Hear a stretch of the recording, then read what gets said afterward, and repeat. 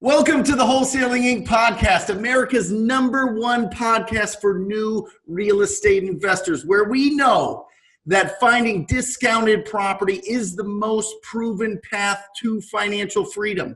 I am your host, Brent Daniels, Mr. TTP, and I am telling you this: if I can do it, so can you. So let's get started. I'm going to start this off with a quote because I think it just leads us perfectly into the interview, the conversation that I'm having with my guest today. And it starts like this: remember, cause and effect are not necessarily closely linked in time.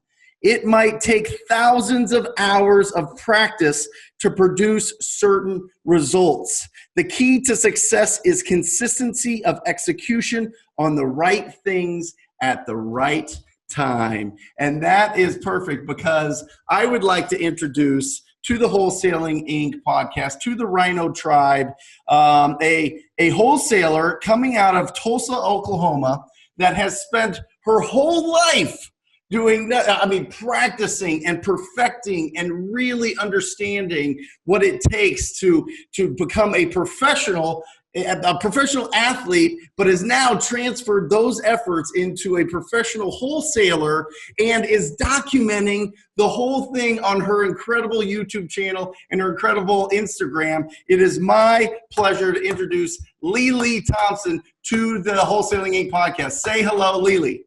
Oh my goodness, that was such an amazing introduction. Thank you, and hello to the community. I'm super happy to be here. So first of all, let's time travel a little bit, okay? Let's go back to your life 2 years ago. What were you doing? Man, 2 years ago, so we're at the end of 2018. I had just finished up my last year of college basketball at the University of Notre Dame. I had been at Stanford before that, but I spent a year at the University of Notre Dame going to business school, and we actually won a national championship that season. And so, yeah, that was an amazing season. I actually tore my ACL halfway through that season, along with a couple other teammates. So it's kind of a Cinderella story of winning a national championship. And then I was transitioning into playing with the Harlem Globetrotters. So traveling and playing professional basketball. So that was an exciting time that you chose to kind of time travel us back to. Yeah. So you're playing basketball. How does real estate enter your life? How does real estate investing, and more specifically, this is the Wholesaling Inc. podcast. How do you find wholesaling? Like where does that come from? This isn't a normal thing for people to just stumble upon, playing professional sports, and then all of a sudden they're now learning the world of wholesaling. Yeah, it was an interesting journey to wholesaling. Like you said, it definitely didn't start there. Being in the professional basketball world, lucky enough to be around some really successful people from all walks of life, and just constantly hearing real estate come up as a topic of how to invest your money, how to make money, et cetera, et cetera. So that kind of piqued my interest. I started listening to podcasts, like the Bigger Pockets podcast was one that I found first, reading different books like Rich Dad, Poor Dad, or The Richest Man in Babylon. And it really started off with, okay, house hacking is the way that I can get my foot into this real estate investing door. And just from talking about it, I actually was working with another Harlem Globetrotter who said, oh, well, have you ever thought about wholesaling? And I was like, what is that? And he kind of gave me the quick spiel, and I was like, sounds illegal, which I think is probably something, a lot of people say when they first hear about it. But then just like everything else, I kind of dove into learning about it. And after I got my house hack, I was like, okay, next step is wholesaling. Awesome. Talk to me about that house hack. What do you mean? What does house hacking mean? Yeah, so it's the idea of buying a property using a owner-occupant loan, right? So I'm going to go live in this property, which means I can put down 3.5% rather than putting like 20 or 25% down if I was just buying it as an investment. And you can use an FHA or 3.5% loan on anything up to 4 units, which means I could go buy a duplex, a triplex, a fourplex, live in one unit, rent out the others, and start to cash flow and get my first property and all of that. And so that was like a really cool, low barrier to entry way for me. Coming out of college, I was on the road with the Globetrotters for basically 6 months straight. So I didn't have, a home base after college. And I was like, hey, I don't want to go back home after this tour and rent somewhere. let me figure out how I can get a house hack and, you know, kind of live for free just from the jump. And then I'll kind of figure out what's the next step from there. Awesome. So what'd you buy? You bought a duplex? Yep, I bought a duplex. I actually purchased it from a flipper who may become one of my cash buyers in my wholesale business. So there's some you know, full circle stuff going on there. But it was a duplex, top bottom duplex, freshly renovated. And I got it quick at a price that made sense for me with the rent that's coming in from downstairs. And I'm basically living for free. You know, I pay my utilities and I set aside a couple $100 a month just so I can care for the place and, you know, nest egg in case there's any repairs or anything like that. I love it. So wait a second. So right now you're upstairs, right? I'm upstairs. And downstairs, there's a tenant in there that is essentially paying your mortgage. Yep. Right? House hack. House hack. Nice and easy. Classic. So you house hack. Now listen, you can do it as a primary residence, right? You can buy it as an owner occupied. You can't do that 1,000 times, right? Because they know where your primary residence is. So that works now. So now you're like, okay, I've got this property. It's getting paid for. I'm feeling it. I understand the finances behind this. I understand the numbers behind this. Yep. But you have to do more, right? You have to find more opportunities. You have to keep fanning the flames of your real estate investing passion of this, you know, this thought in your head that you can start building up your portfolio and really doing something special. Is that kind of the path that you're looking to? Are you looking to be one of those people that has a lot of rentals, has a big portfolio, looking for that cash flow? Or are you looking to do more flips, development, that type of thing? What's going through your head? Because I feel like the sky's the limit. Yeah, it's my horizons have opened up so much and it's changed a lot. So originally, like you said, I was like, okay, I can house hack once per year. And, you know, I'm in this duplex now. Once that year is up, I'll go get another multifamily and put someone in the unit I'm in now. And that will kind of build my rental portfolio. But that was too slow. You know, when I like to go after things and, you know, just like you, I'm pretty high energy. When I get into something, I'm really into it. So that was too slow. And so I was trying to figure out other ways to get into real estate and get more cash flow. That was my goal at first, without owning, you know, without having so much capital to buy a rental property. And so the first thing I actually did was I found an owner finance deal for a property that was in pretty poor condition. And me and my dad kind of fixed it up with some savings that I had left over. We did most of the work that we could ourselves and, you know, hired out for some of the things that need licensing. And so that's how I got a little bit more cash flow getting a property there. And I didn't have to do a down payment on that one in exchange for just fixing up the property with the seller finance deal. And then from there, I was like, okay, that was kind of great to find. Now what? And getting into the wholesaling has kind of transitioned me into, I love the wholesaling because it's like the lump sum payment, but also very low risk as opposed to actually being the flipper.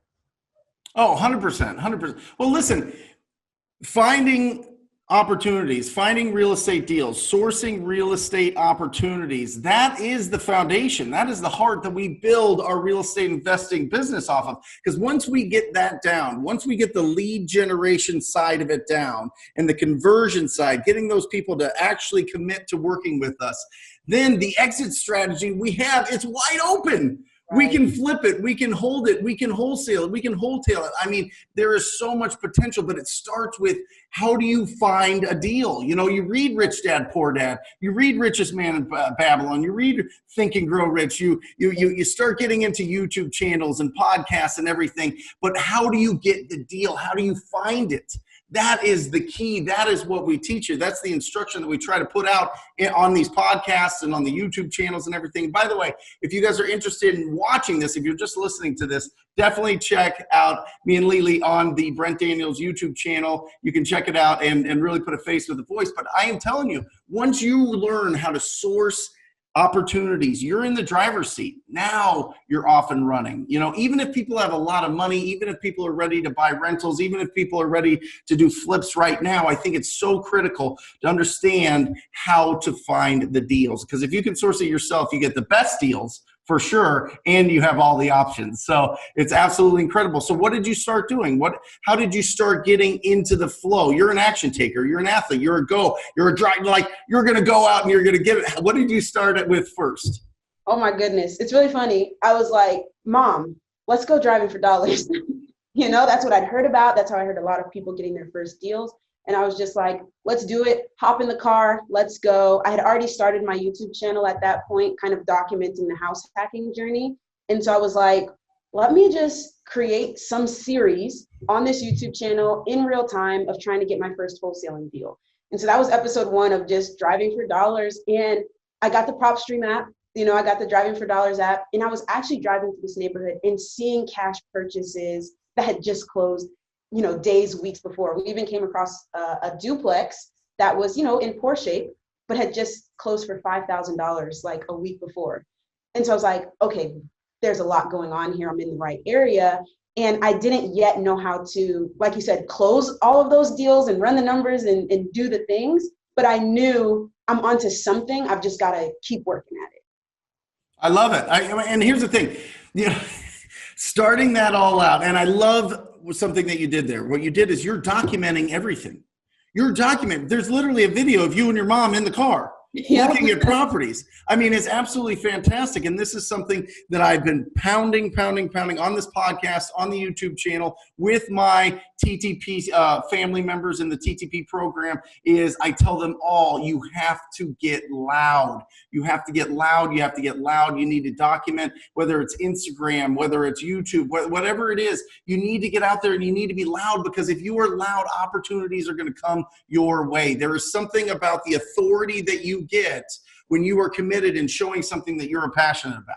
And people really support you. Maybe you get some haters, but for the most part, it's overwhelmingly support from friends and family and people, even cash buyers. I mean, we were talking before this even started, just the cash buyers that are coming your way, the opportunities that are coming your way, the way that you have a voice now and you get to show people your vulnerabilities, so the mistakes that you make, the successes that you have, and people celebrate and cheer that. I mean, how does that feel? How does it feel? I mean, your channel's been around, what, a year? Not even? A few months? How long? We just started in June, kind of consistently posting. So it's been amazing. And like you said, there are a couple of, naysayers. It's the internet, right? So we expect that. But the vast majority of people have been so supportive, have started to look to me as an authority, which wasn't something that I expected at first, because I'm just like, hey guys, I'm going out driving for dollars. Let's go. But as I'm learning things, being able to turn around and share it, create a community, connect with buyers and other beginner wholesalers, people like you. Like, if I didn't document my journey, we would probably never be speaking, even if I was still doing all the same things in real life. So I completely agree with you. Getting loud, it just brings so many opportunities, especially when we're all sitting at home anyway. We have to find a way to connect with each other. And did you have a vision of this off the bat? Like, you had to have already had the courage to be able to put yourself out there, right? So you're like, you know what? I know that I have a lot to share. I'm going to be open. I'm going to be authentic. I'm going to be honest, and I'm going to just do the best that I can. Is that how this starts? Yeah, pretty much. That's it, right? We were talking before about, just my journey through basketball and, getting to play for high profile teams that are, winning national championships or #1 in the nation. And I was actually in charge of most of the media and interviews and trick shots and things like that for the Globetrotters. And so I've been used to being in front of a camera and just, sharing my journey and what I'm doing. And so I think that gave me some confidence and some authenticity to just be like, hey guys, this thing went really well today. And hey, this thing really did not. Don't do that because I made a mistake. And so that's where I'm really coming from. So in your kind of describe to people your day when you start getting loud. And I know, listen, we're going to get into breaking down a deal. We're going to get into the nitty gritty of wholesaling. But I think that this is really important, because I think that as in the next 5 years, it's going to be more important than ever to be loud and to have that, be proud of the efforts that you're putting in. And it's not braggadocious, and it's not, look at me, look what I can do, look what I can do. It's literally just documenting what you're doing in your journey because you're excited about that. I mean, what do your DMs look like? What do the comments on your YouTube channel look like? I mean, you're seeing them, you're responding to them, people are engaging with you. What does that look like? It went from, hey, I have the opportunity to respond to every single comment and every single DM, to, oh my goodness, there's way too much, even if I spent 24/7. That shift was made in like a day. Yeah. And so I tried to figure out how I can respond to people, take questions that people are asking me over and over and make videos about them, doing some things like hopping on Zoom calls and just sharing my experience. But it's really kind of blown up in a great way, and trying to create a community that is, maybe I'm not, 2, 3, 5 years into wholesaling, but I've learned a lot in 3 months, and here's what I can share. I love it. I love it. And so when you started out, what was your you were driving for dollars, and then how were you getting a hold of these, of the distressed property owners? Were you mailing, were you calling, were you texting, what was your process there? It was cold calling. Yep. So getting my list from driving from dollars, and then going home and, like you say, just trying to talk to people. That's it. And you know what? I love some of those videos because you're like, oh man, that was brutal. Right? I mean, these are real calls. And I mean, so you were calling, and then you did something that I think is really smart, and something that we've talked about for a few years on the podcast here, which is start reaching out to real estate agents. Listen, talking to people is not just calling distressed property owners. It's calling other investors. It's calling agents. It's getting out. It's just being in the action of being proactive, right? It's being like literally not waiting for business to fall into your lap, or not buying all these calls to come your way, but being proactive and having them, you actually calling and reaching out to them. And that's what you did. I mean, that's how you got your first deal, right?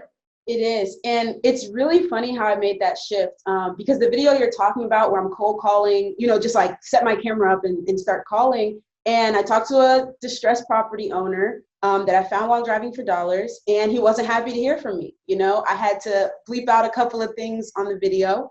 But then I had another list that I was working on that I saw from some YouTube video that I was watching and just wanted to try it out. And it was expired listings. Yep. And I decided, I don't even know why, but I decided rather than calling the property owners, to just call the listing agent from that expired listing, and then they can see if their previous client is still interested in selling. And I connected with an agent, and she was like, yeah, I think he might be. Let me give him a call and get back to you. So then she calls me back, and she's like, he is interested in selling. He wants this much. And I'm like, okay, can you give me the address again? Let's talk about it.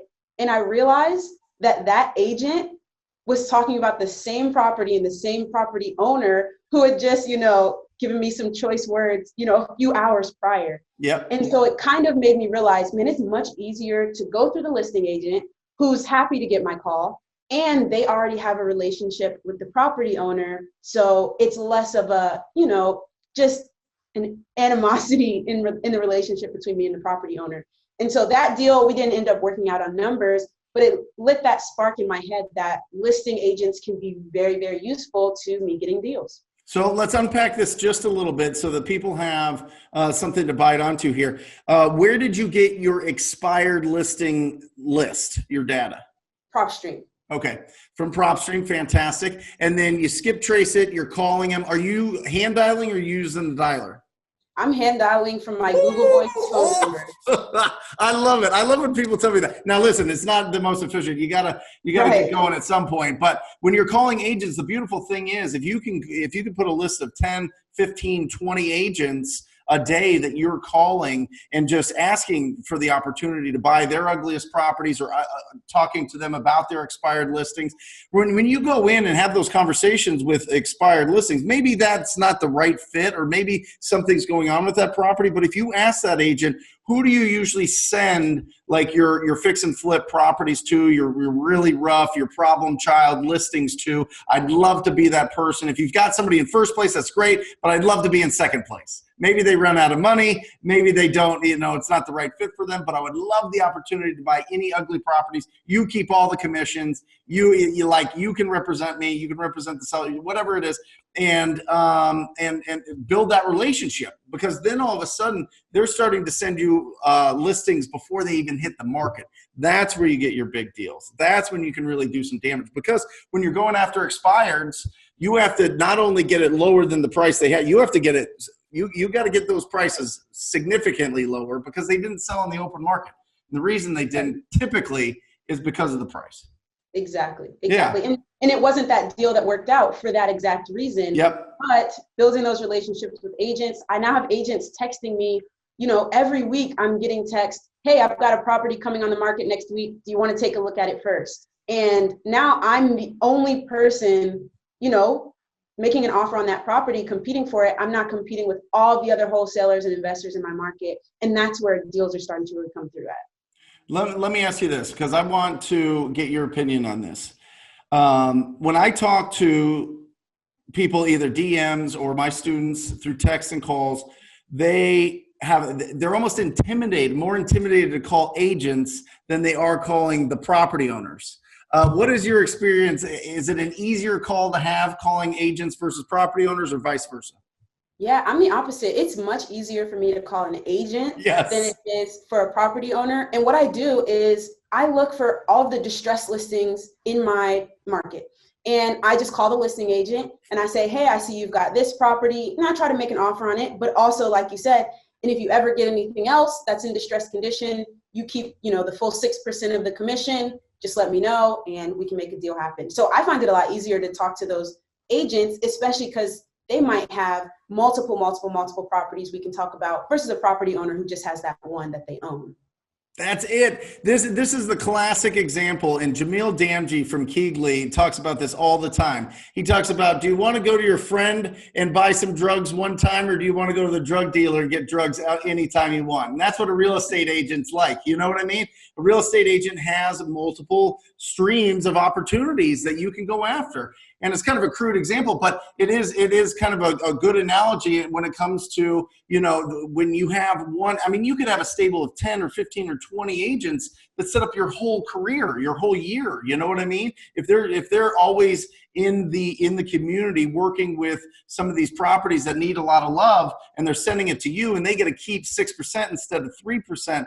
It's a win-win-win all the way around. Things go really, really smooth. So let's break down a deal, Lily. I'm excited. Let's break down a deal. Any one that you want, you can break down your first one or your biggest one, whatever you want to break down. Let's really put you in the hot seat here and find out where this came from, how you did it, what your approach was.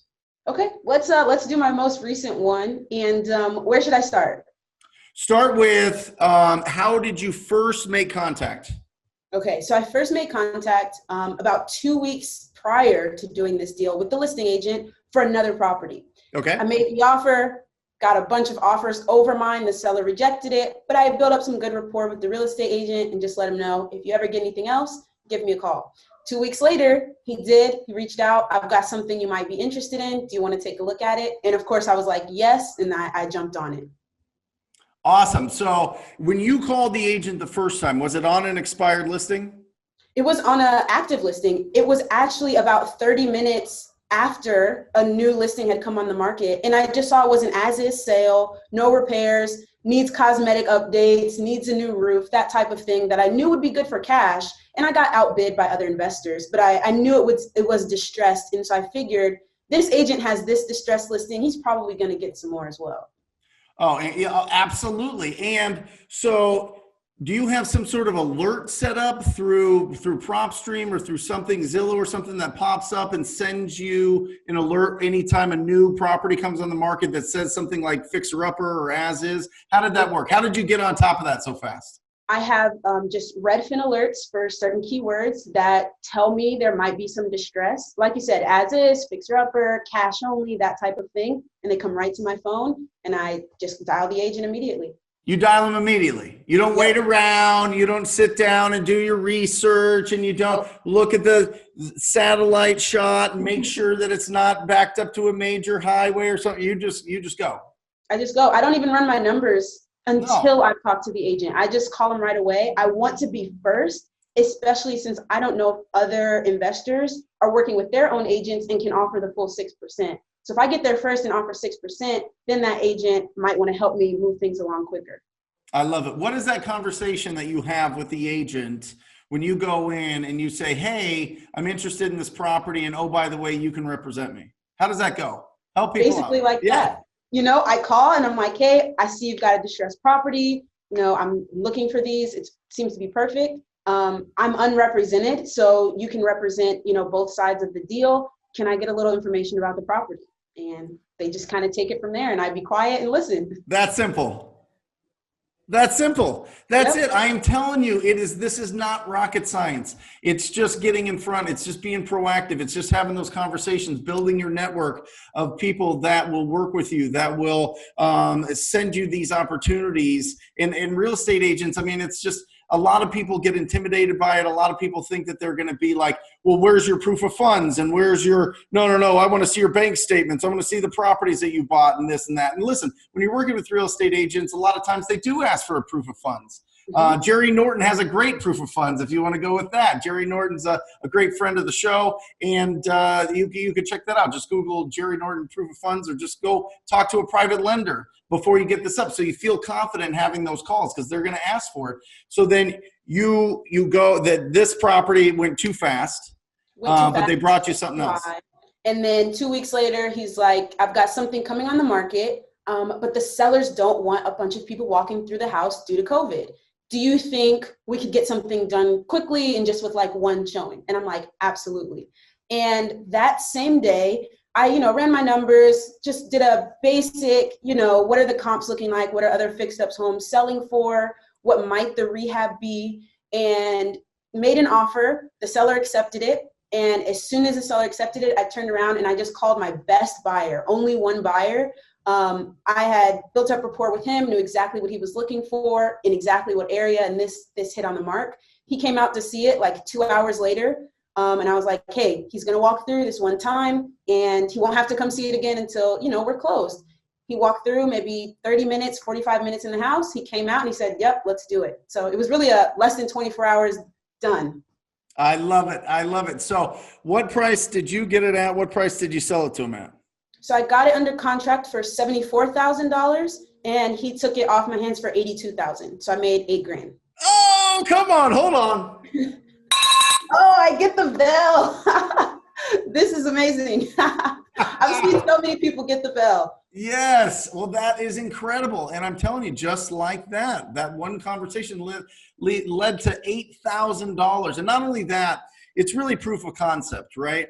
Lily, right. It's really, passing over that bridge of faith that you can do it to fact that you can do it. And listen, faith is fantastic, but fact in this business is so much better. And once you have that seed planted, once it takes root in your brain and you start believing that you can do this on a consistent basis, that's when it becomes special. That's when you can really do something incredible with your professional life, because now you've got a plan, you've got the blueprint, you've got something to follow to just keep doing it and doing it and doing it, and just start getting opportunities left and right. And you start doing one a month, and then you start doing one a week, and then you start building a team, and then you've got a company and you're rocking and rolling. So incredible. You're amazing. I think that it's incredible. You went out there, you're showing the struggles that you had, you're showing the successes that you had, you're celebrating. People are really, really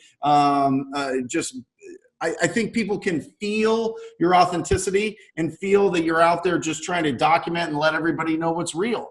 Because that's the toughest part, right? You see stuff on YouTube, you're like, I don't know, this feels too staged.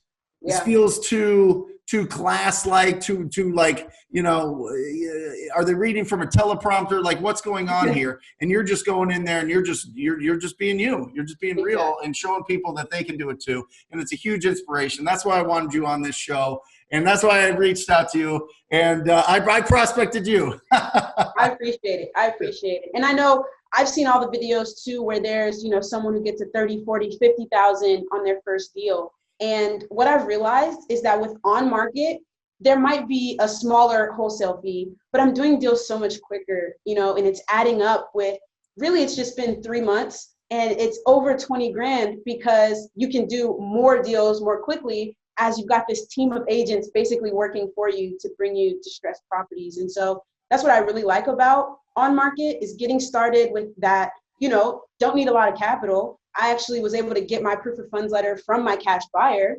and just go from there. And now I can have this money to reinvest in any other type of marketing that I want to do, and still have those agents bringing me deals. I love it. I love it. So how do people find your channel? How do people reach out to you? They want to tell you congratulations. They just want to be in your world. What's the best way for them to contact you? Yeah, absolutely. I'm here on YouTube. It's Lily Thompson. So Lili, last name Thompson, or you can check me out on Instagram, and that's Lily Invests. And yeah, I'm just trying to document what I'm learning, teach people along the way. And there's some great opportunities to hop on Zoom calls with me and just learn from my experience so far and connect with other like-minded people, which I think is really key.